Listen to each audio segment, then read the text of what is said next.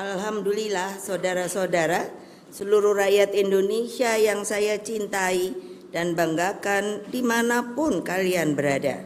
Seluruh simpati anggota dan kader partai, khususnya yang berada di akar rumput partai. Rekan-rekan pers dan hadirin sekalian. Hari ulang tahun PDI Perjuangan ke-52 ini sungguh istimewa.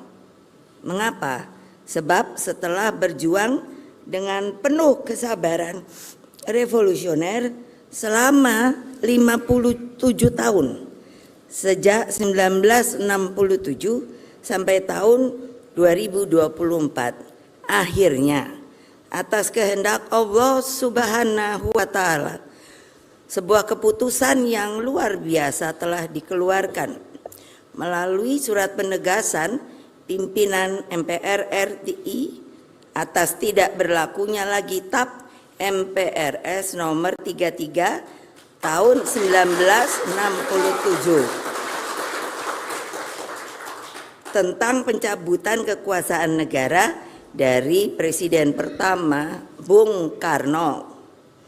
Pimpinan MPR RI juga menegaskan bahwa tuduhan Bung Karno pernah berkhianat mendukung pemberontakan G30 SPKI tidak terbukti dan batal demi hukum. Karena tidak pernah ada proses hukum apapun yang dilaksanakan untuk membuktikan tuduhan tersebut hingga Bung Karno wafat tanggal 21 Juni 1970. Lama ya. Untung keluarga itu sabar. Kalau jangan kejadian gini lagi. Tapi kalau memang salah harus salah. Ini namanya politisasi.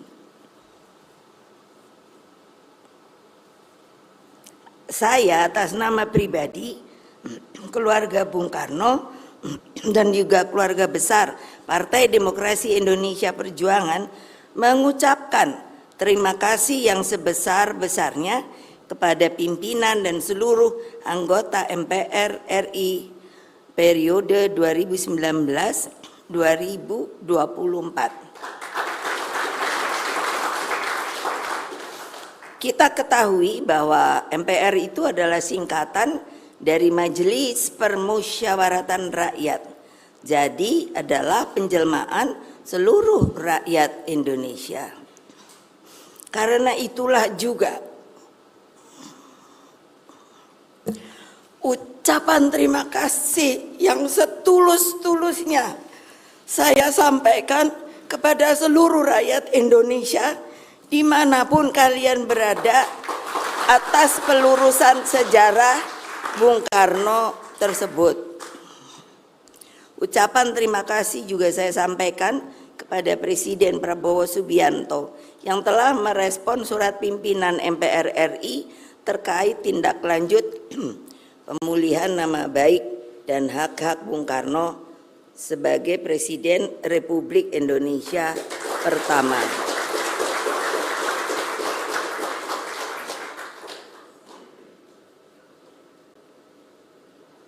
Kalau dipikir Bung Karno itu tahan banting ya. Lah iyalah. Waktu beliau itu kami keluarga tuh bingung. Saya mesti cerita karena apa? Ketika saya pergi ke Seknek untuk menanyakan bapak saya ini sebetulnya diapakan toh? Jadi dong, presiden tiba-tiba waktu itu ditahan, bukan ditahan, enggak tahu. Di Istana Bogor. Saya nanya, statusnya apa?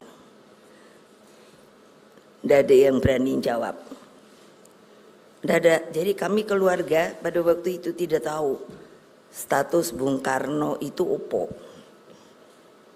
Nah makanya saya bilang, jangan loh orang Indonesia yang berkuasa melakukan hal-hal seperti itu lagi loh.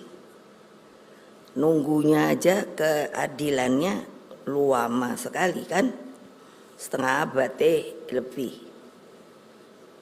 Nah, kebijakan pimpinan MPR dan Presiden Prabowo tersebut harus menjadi momentum rekonsiliasi nasional.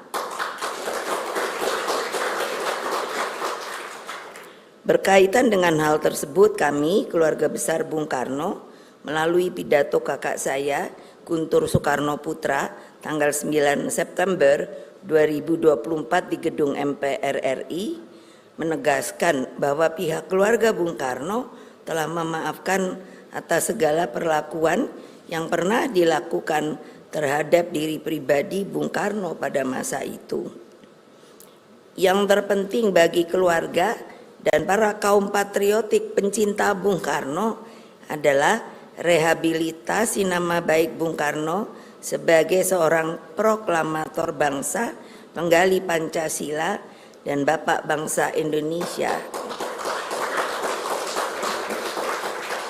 Jadi dengan demikian kita sebagai partai ideologis yang mengikuti yang namanya ajaran, ide, hal-hal yang telah begitu banyak diberikan kepada bangsa dan negara ini oleh beliau, kita artinya tidak perlu takut-takut lagi, tidak perlu sembunyi-sembunyi lagi untuk membicarakan hal-hal yang telah beliau sampaikan dari sejak muda sampai wafatnya, yang namanya ide dan lain sebagainya, yang nanti saya akan bacakan berupa rangkuman dalam buku dan lain-lain pidato, sehingga dapat diajarkan, dipelajari kembali.